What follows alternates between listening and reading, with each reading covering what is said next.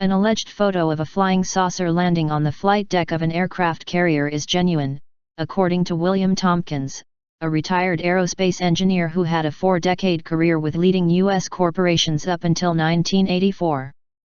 Tompkins' career began with service as a naval intelligence operative, from 1942 to 1946, where he provided intelligence briefings to select U.S. aerospace corporations about anti-gravity spacecraft being secretly developed in Nazi Germany. He has supplied several documents supporting his claims that he was assigned such a covered mission and operated out of Naval Air Station, San Diego. Tompkins discussed the photo in a radio interview on May 4, and claimed that it was taken from one of what were regular incidents on U.S. Navy aircraft carriers' landings by friendly Nordic extraterrestrial UFOs. It's one of quite a number of Nordic extraterrestrial UFOs that have landed on U.S. Navy aircraft carriers. And what you're looking at? You're looking at it from the bottom of the bridge of the carrier because those older ones were much further forward than the photographs you've got later on. Tompkins explains how the extraterrestrial craft would land, and transport the admiral of the naval battle group up to the mothership in space to hold discussions with commanders of a Nordic space navy. It's a long story. They came from one of their starships. So they came down to talk to the admiral that's the commander on that particular battle group. And they did their other program and their meetings, and our admiral left with the captain taking over the ship and some other people, and they took off in that vehicle and they went back out to the mothership. And, of course, they brought them back later. Tompkins emphasized the regularity of such landings due to the small chance they could be witnessed while the ships were at sea. Like I'm just saying, there's a whole story of all of these. Because the UFOs landed on our aircraft carriers many times. Okay? It's nice because nobody can see them doing it. On the right side of the photo are the words official U.S. Navy photo, suggesting that someone linked to the Navy had arranged for its release into the public arena. Another one of the May 4 radio guests, Frank Schilla, described how he first got a copy of the photo, and what he knew about it belonging to the U.S. Navy. There's a little bit of a side story on the disc that landed on the aircraft carrier. Believe it or not, that original photograph was shown to me by Graham Bethune more than 15 years ago. And I held it in my hands. He allowed me to make a copy of it. It was on very thick paper, and on the flip side it said, U.S. Navy, Top Secret, Eyes Only, 1955. Graham Bethune was a U.S. Navy commander, now deceased, who had after his retirement, released some of the most famous photographs in ufology. His photographs from the 1989 Nashville, Tennessee sighting, for example, are among the best ever released of actual flying saucer craft. Bethune gained access to many Navy photographs during his distinguished military career, which included 12 years as VIP transport plane commander and 6 years with the Naval Bureau of Aeronautics.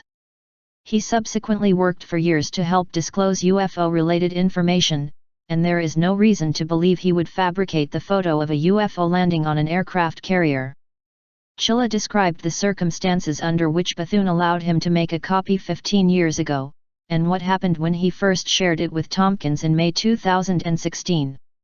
And Graham always had some incredible photographs, but he let me make a photograph of that, but he never told me the background on it.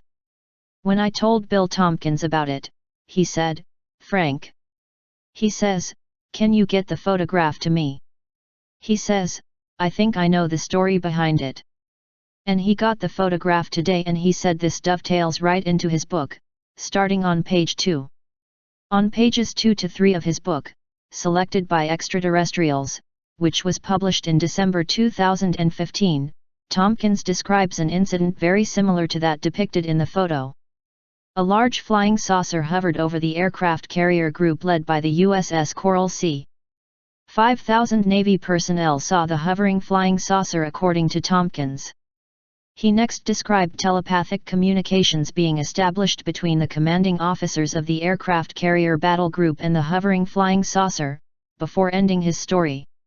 In the May 4 radio interview, Tompkins confirmed that the photo was of the USS Coral Sea, CV-43, similar to what he had described in Selected by Extraterrestrials, prior to him seeing Bethune's photo. Actually, the aircraft you're seeing there on the flight deck, those are A-6s, which are an attack type of aircraft. And that ship is the USS Coral Sea. The Grumman A-6 intruder fighter aircraft came into naval service in 1963, which suggests the photo was taken on or after 1963. The 1955 date Chilla recalled on the back of the photo, as an astute reader pointed out in a comment to an earlier version of this article, would not refer to the date of the photo, but would refer to the date of the classification guide which established the level of the document being stamped. Tompkins' confirmation that the photo released by Commander Bethune to Chilla is genuine is highly significant. It reveals that the U.S. Navy was actively cooperating with a Nordic extraterrestrial race as early as 1963. Furthermore, Tompkins claims that during his work from 1951 to 1963 at a secretive think tank at Douglas Aircraft Company called Advanced Design, he was being assisted by two Nordic female extraterrestrials who were posing as ordinary secretaries. They were covertly assisting him in designing kilometer-long spacecraft that would be later built for the Solar Warden space program in the 1980s. Consequently, during the decades it took for the design and construction of secret space battle groups, it appears that the U.S. Navy was working closely in gathering intelligence on the operations and missions of Nordic extraterrestrial space battle groups.